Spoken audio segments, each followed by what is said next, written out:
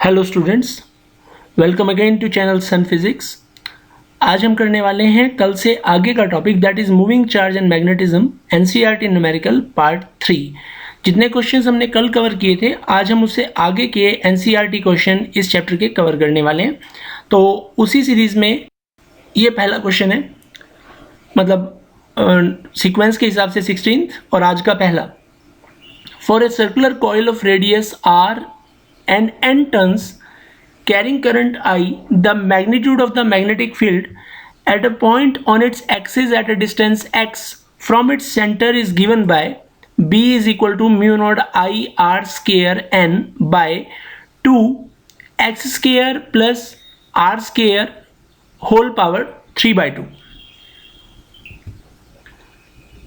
A part में show that this reduces to a familiar result for field at the center of the coil, and B part, consider two parallel coaxial circular coil of equal radius r and number of turns n carrying equal current in the same direction and separated by a distance capital R. Show that the field on the axis around the midpoint between the coil is uniform over a distance that is small as compared to R and given by B is equal to 0.72 into mu naught Bn by R approximately. Such an arrangement to produce the nearly uniform magnetic field over a small region is known as Helmholtz coil. ध्यान दीजिए, इसमें क्या किया हुआ है, दो circular coil ली हैं जिनका रेडियस सेम है, नंबर ऑफ टर्न सेम है, उनमें करंट सेम डायरेक्शन में फ्लो होता है और उनके बीच में डिस्टेंस जो है वो रेडियस के बराबर है। ये कहा गया है कि उन दो कॉइल के सेंटर में, मिड पॉइंट पे, एक्सिस पे, एक पॉइंट के अराउंड थोड़े से डिस्टेंस के अंदर यूनिफॉर्म मैग्नेटिक फील्ड प्रोड्यूस होता है और उसकी वैल्यू कितनी होती है, B is equal to 0.72 mu naught Bn by R होती है अप्रॉक्सीमेटली। और ये अरेंजमेंट हेल्महोल्ट्ज़ कॉइल कहलाता है। जब भी हमें थोड़े से एरिया में यूनिफॉर्म मैग्नेटिक फील्ड की ज़रूरत पड़ती है तो हम इस तरह का अरेंजमेंट करते हैं। तो हमें ये रिजल्ट भी निकालना है। सबसे पहले ए पार्ट पे काम करते हैं। रेडियस ऑफ सर्कुलर कॉइल कितना है, R, number of turns n है, करंट I है। अब हमें पता है अगर इसकी एक्सिस पे कोई पॉइंट है सेंटर से x डिस्टेंस पे, तो वहाँ मैग्नेटिक फील्ड जो होता है उसका फॉर्मूला होता है B is equal to mu naught I r square n by 2x square plus r square power 3 by 2, जैसा कि क्वेश्चन में गिवन है। अब उसने कहा है कि ये रिड्यूस हो जाएगा एक फैमिलियर रिजल्ट। कौन से वाला फैमिलियर रिजल्ट, देखिए, जब यहां पे म्यू नॉट क्या है, परमेबिलिटी ऑफ फ्री स्पेस। अगर हम सेंटर की बात करते हैं, क्योंकि x जो था वो सेंटर से उस पॉइंट का डिस्टेंस था जहां पे हमें फील्ड निकालना है। अब हमें पॉइंट सेंटर पे ही चाहिए, मतलब फील्ड सेंटर पे ही निकालना है, तो x को 0 कर दो, तो x 0 हो जाएगा। तो इस फॉर्मूले के अंदर रिजल्ट आ जाएगा mu naught N I by 2r। ये आपको याद होगा, सर्कुलर करंट कैरिंग कॉइल के सेंटर पे मैग्नेटिक फील्ड होता है। तो this is the family result for magnetic field at the centre of the coil. अब आते हैं बी पे।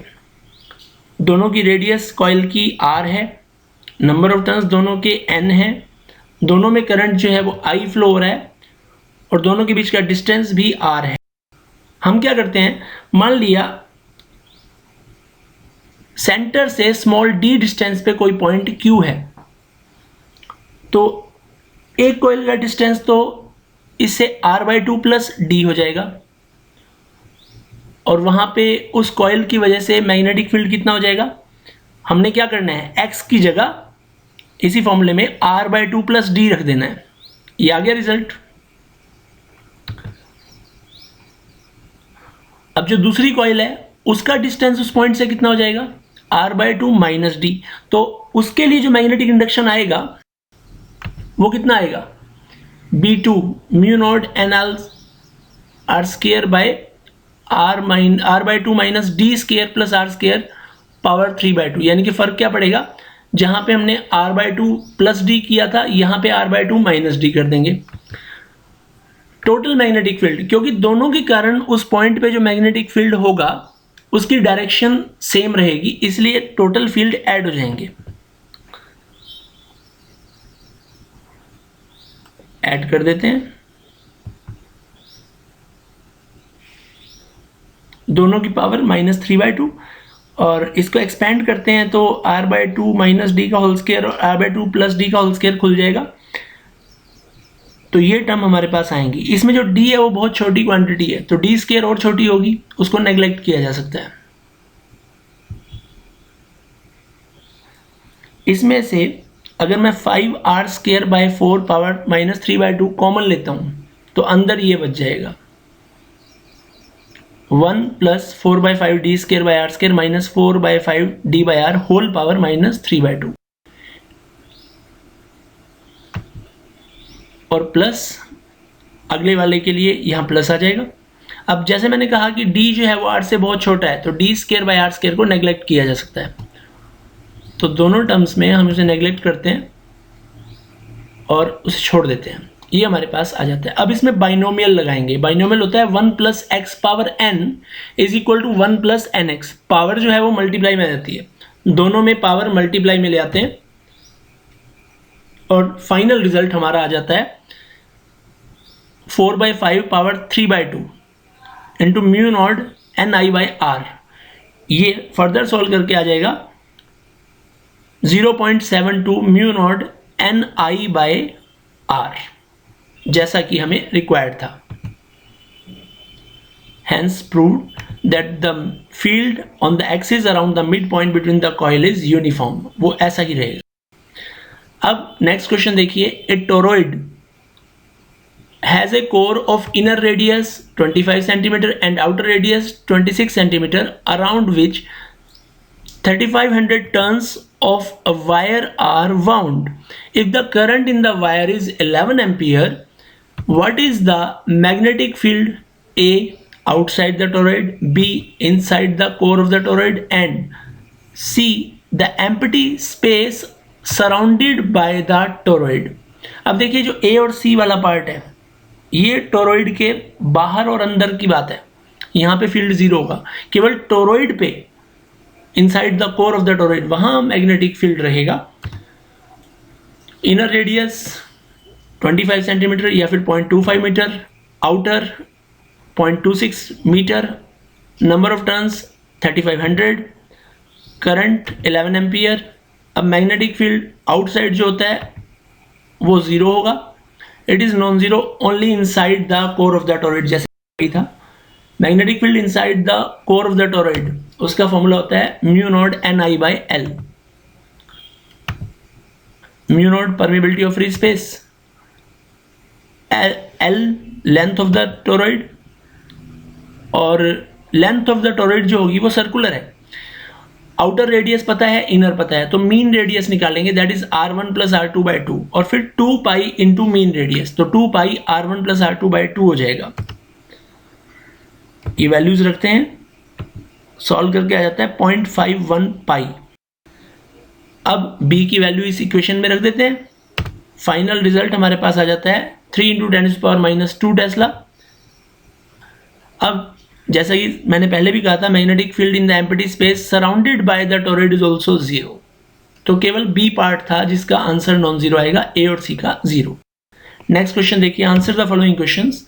A magnetic field that varies in magnitude from point to point but has a constant direction, that is east to west, is set up in a chamber.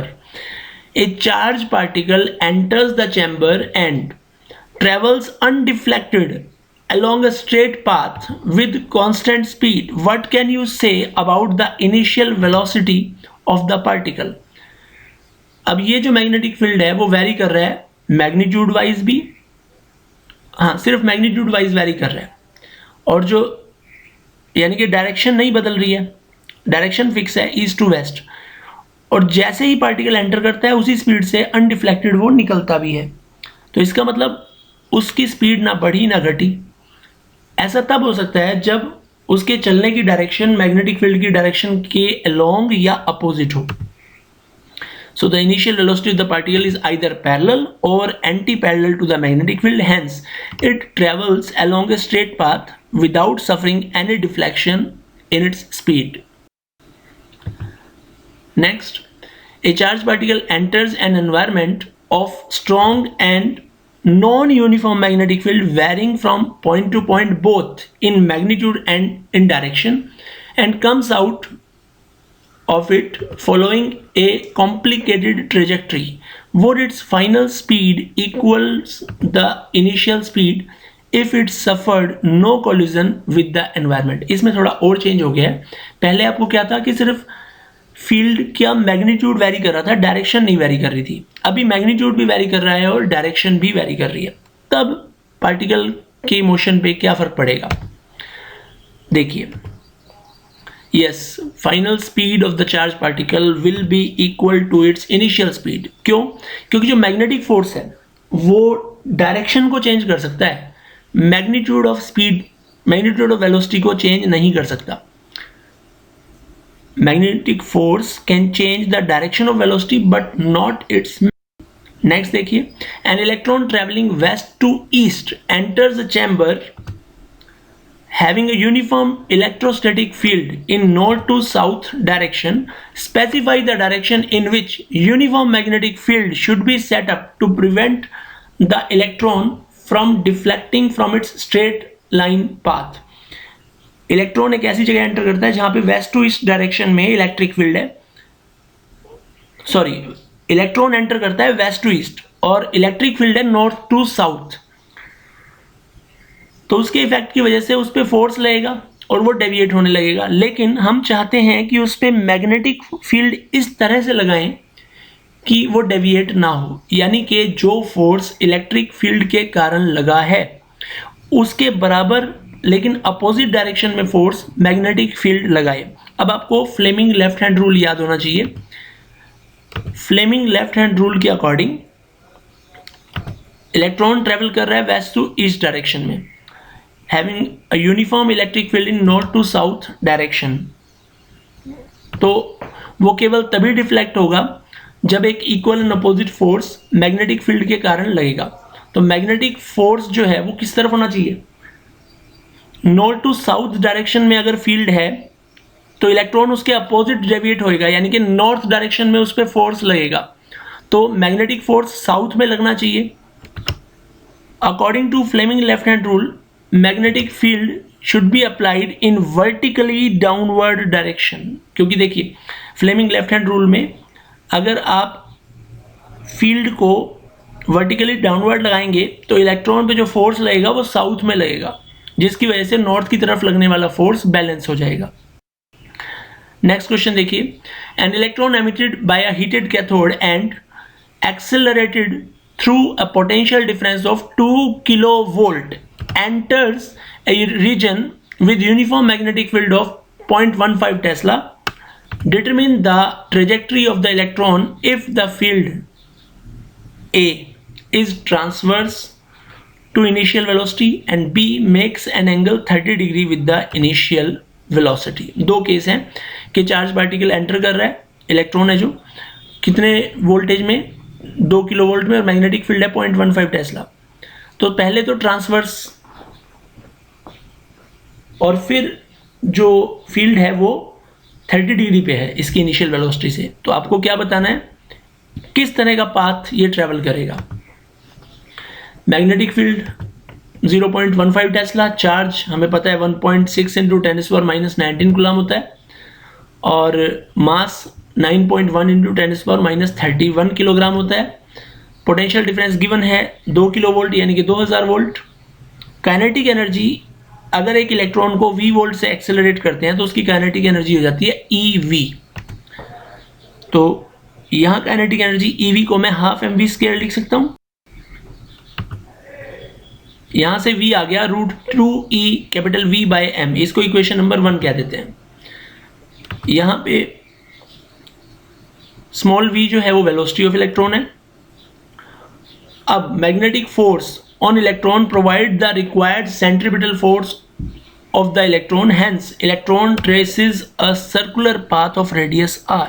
क्योंकि perpendicular direction में force है और हमने ये पढ़ा है कि जब भी चार्ज पार्टिकल मैग्नेटिक फील्ड के परपेंडिकुलर चलता है तो उसका पाथ सर्कुलर हो जाता है. इससे पहले वाले डिवाइस भी हमने किए थे, साइक्लोट्रॉन भी किया था, तो वो सब इसी पे बेस्ड थे. तो उस केस में मैग्नेटिक फोर्स जो है वो सेंट्रीपिटल फोर्स के बराबर हो जाएगा.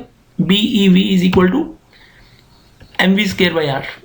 दोनों को इक्वल रख देंगे, v से v कैंसिल हो जाएगा और जो रेडियस होगी वो mv/be हो जाएगी. फ्रॉम 1 and 2 अब हमने क्या किया, v की वैल्यू पुट कर दी 2ev/m√. सॉल्व करके 100.55 इंटू 10⁻⁻5 मीटर आ जाएगा, या फिर 1.01 इंटू 10⁻⁻3 मीटर, या फिर 1 millimetre. Hence the electron has a circular trajectory of radius 1 millimetre normal to magnetic field. दूसरा केस, जब थीटा 30 डिग्री हो तो जो v है वो परपेंडिकुलर डायरेक्शन में कंपोनेंट हो जाएगा v sin थीटा. बस सारी चीज़ों में आपने v की जगह v sin थीटा लिखना है.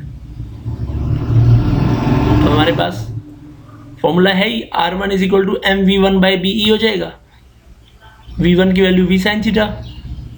सॉल्व करिए इसको and we are left with what 0.5 millimetre following in the same way. तो यहाँ जो अब क्योंकि ये जो है थीटा एंगल पे है और मैंने बताया था कि अगर स्ट्रेट लाइन जा रहा है तो फोर्स नहीं लगेगा, वो स्ट्रेट चलता रहेगा. परपेंडिकुलर जाएगा तो उस पर फोर्स लगेगा, वो सर्कुलर चलेगा. अगर वो मैग्नेटिक फील्ड से एंगल बनाए अदर देन 0 and 90 तो वो हेलिकल पाथ में मूव करेगा. सो electron has a helical trajectory of radius 0.5 millimetre along the magnetic field direction. Next question, a magnetic field setup using Helmholtz coil, जैसे हमने पिछले question में किया है, is uniform in a small region and has a magnitude of 0.75 Tesla. In the same region, a uniform electrostatic field is maintained in a direction normal to common axis of the coils. A narrow beam of charged particle, all accelerated through 15 kilovolt, enters this region in a direction perpendicular to both the axis of the coil and the electrostatic field.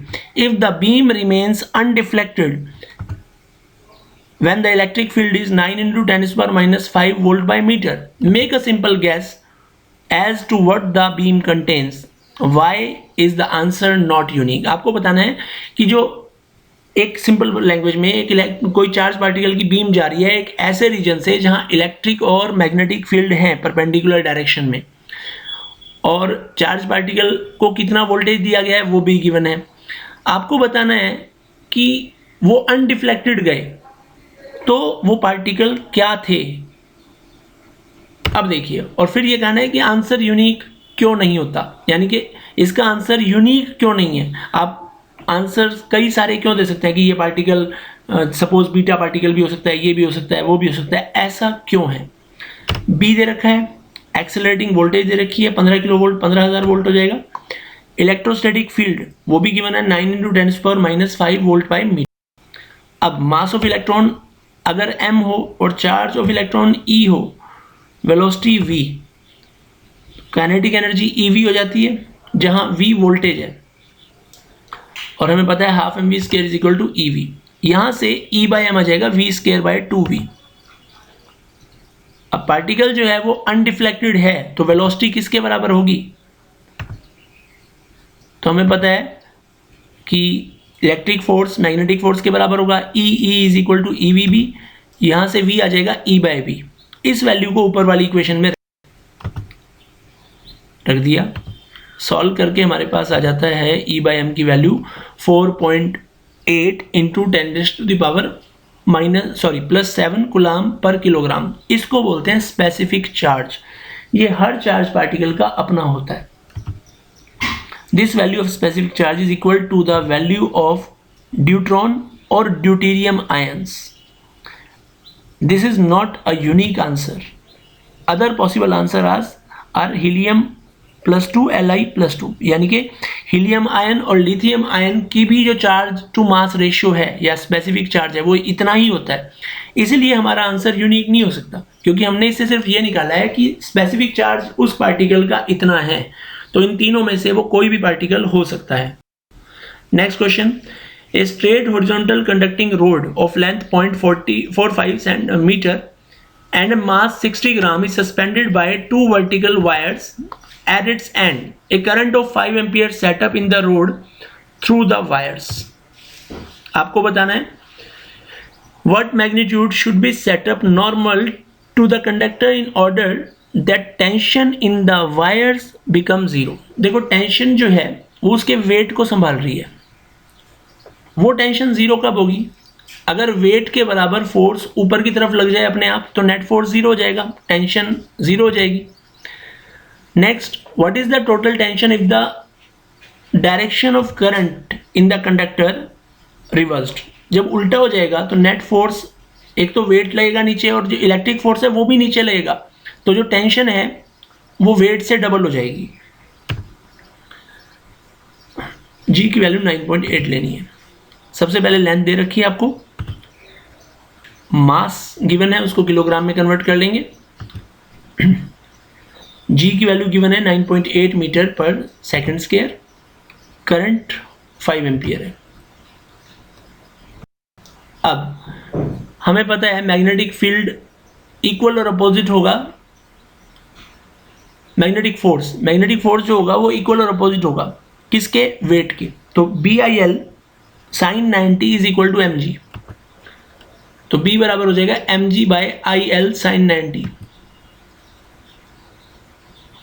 Value रखते हैं, result आ जाता है 0.26 Tesla. इतना magnetic field होना चाहिए।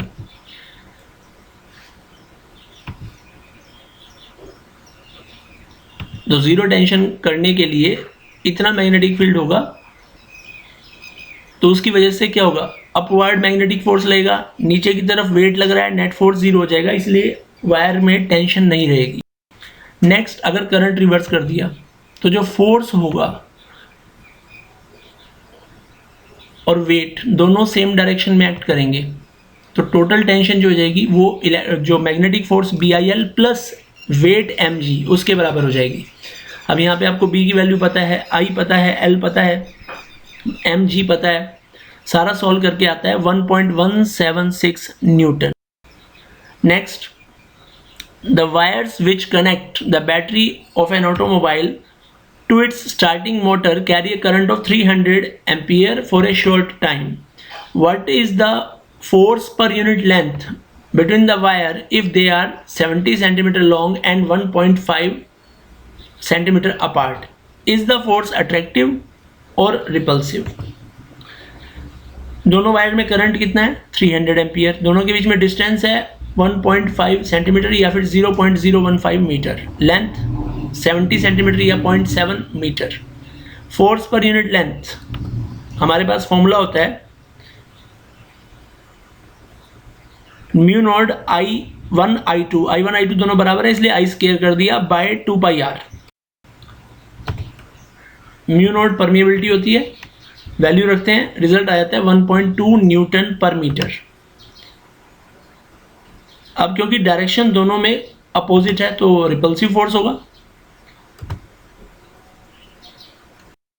Next, uniform magnetic field of 1.5 Tesla exists in a cylindrical region of radius 10 centimeter. Its direction parallel to the axis along east to west. The wire carrying a current of 7 ampere in the north to south direction passes through the region. What is the magnitude and direction of the force on the wire if A part, the wire intersect the axis. The wire is turned through from north south to northeast and northwest direction.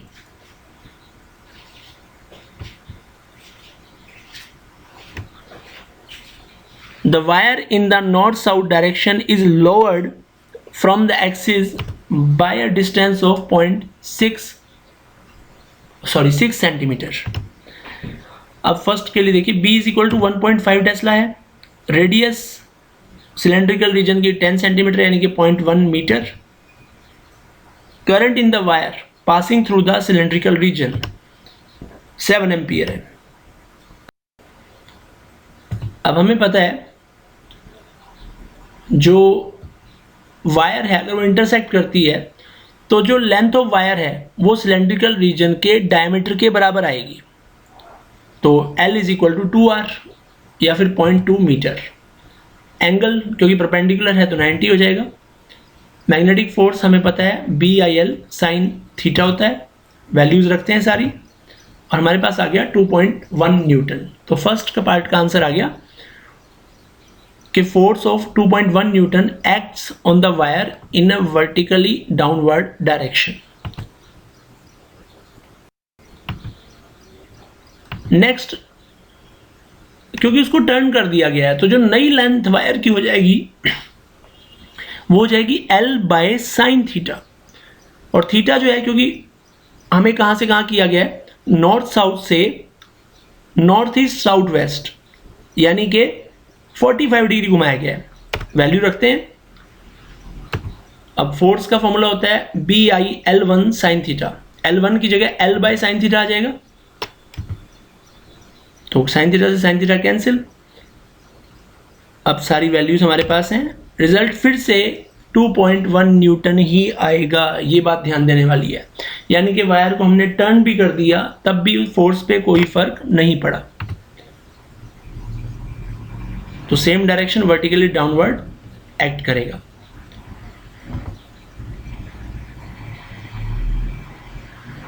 Next question देखिए, अगर wire को lower कर देते हैं, थोड़ा नीचे कर देते हैं 6 सेंटीमीटर डिस्टेंस, तो the wire is passing perpendicularly to the axis of cylindrical magnetic field, then lowering 6 centimeter means displacing the wire 6 centimeter from its initial position towards to the end of the cross section area। यानी कि ऊपर से नीचे हमने कितना shift कर दिया, उसको 6 सेंटीमीटर शिफ्ट कर दिया। अब ध्यान दीजिए, ये ऊपर एक्सिस थी, हमने इसको नीचे कर दिया, कितना नीचे किया 6, रेडियस तो उतनी है 10। अब वायर की लेंथ जो है नीचे देखिए डायग्राम में 2x के बराबर होगी, यहां से x आ जाएगा root 10 square minus 6 square, 8 centimetre के बराबर। तो ये लेंथ है वायर की। अब एक साइड की लेंथ 8, और क्योंकि पूरी वायर लेंगे तो डायमीटर के बराबर, एक तरह से कोड के बराबर हो जाएगी, कोड हो जाएगा डबल ऑफ 8 यानी कि 16, ये आपकी लेंथ हो जाएगी। इसको हम मीटर में कन्वर्ट कर लेते हैं 0.16 मीटर। अब फोर्स का formula again BIL sine theta, सारी वैल्यूज रखते हैं, और अब फोर्स आएगा 1.68 Newton. The direction will be given by right hand curl rule or screw rule, that is vertically downward. Next question देखिए 27th. A galvanometer coil has a resistance of 12 ohm and the meter shows full scale deflection for a current of 3 milliampere. यानी कि ये maximum current है जो galvanometer में से पास होता है, इसे IG कह सकते हैं। How will you convert the meter into a voltmeter of range of 0 to 18 volt? आपने इसको वोल्ट मीटर में कन्वर्ट करना है जिसकी रेंज जो है वो 0 से लेके 18 वोल्ट तक हो। हमें पता है रेजिस्टेंस ऑफ गैल्वेनोमीटर कॉइल जिसे G से शो करते हैं वो 12 ओम है। करंट जैसे मैंने अभी बताया था IG 3 मिली एम्पियर या फिर 3 × 10⁻³ एम्पियर। Range 0 to 18 volt. तो कितना रेजिस्टेंस हम इसमें जोड़ें सीरीज में। Let a resistor of resistance R be connected in series with the galvanometer to convert it into a voltmeter. तो रेजिस्टेंस का फॉर्मूला रहेगा R = V/IG - G। आपके पास सारी वैल्यूज हैं, ये सॉल्व करके आ जाएगा 6000 माइनस 12 यानी कि 5988 ओम।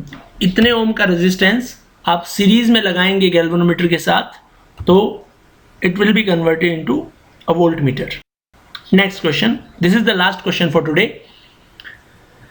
A galvanometer coil has a resistance of 15 ohm and the meter shows full scale deflection for 4 milliampere. तो इस बार यहाँ पे आपके पास galvanometer resistance 15 ohm है और Ig 4 milliampere है. How will you convert the meter into an ammeter of range of 0 to 6 ampere? इस बार आपको इसको एमीटर में बदलना है. G की वैल्यू 15 ओम है,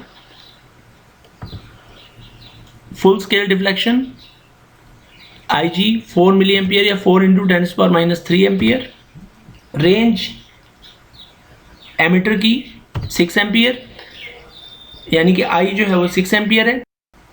तो ए शंट रजिस्टर जिसका रेजिस्टेंस S है, मान लिया वो कनेक्ट करते हैं पैरेलल में ताकि ये एमीटर में कन्वर्ट हो जाए. तो value of S is given as Ig into G by I minus Ig. ये वैल्यू रखते हैं हम. अभी हो जाएगा 6 इंटू 10⁻² डिवाइड बाय 6 माइनस 0.4004. तो ये आ जाता है 0.06 बाय 5.999996. अप्रॉक्सीमेटली नीचे वाला 6 के बराबर आ जाएगा और सॉल्व करके ये आता है 0.01 ओम या फिर 10 मिली ओम. ये काफ़ी छोटा रेजिस्टेंस है. तो 10 milli ohm shunt resistor is to be connected in parallel with the galvanometer to convert it into an ammeter. अब ये हम NCERT जो क्वेश्चंस हैं वो कंप्लीट कर चुके हैं. आई होप आपको ये वीडियो समझ में आया होगा और आप इसे लाइक शेयर और सब्सक्राइब कर सकते हैं. और आगे से आप कोई नोटिफिकेशन मिस ना करें उसके लिए आप बेल आइकन दबा दें. Thank you. बस आज के लिए इतना ही. अगर आपको ये वीडियो अच्छा लगा हो तो आप इसे लाइक शेयर और सब्सक्राइब कर सकते हैं. और इसमें जो बेल आइकन है अगर आप वो प्रेस करते हैं तो आपको आगे से सभी नोटिफिकेशन इसकी मिल जाएंगी. Thank you.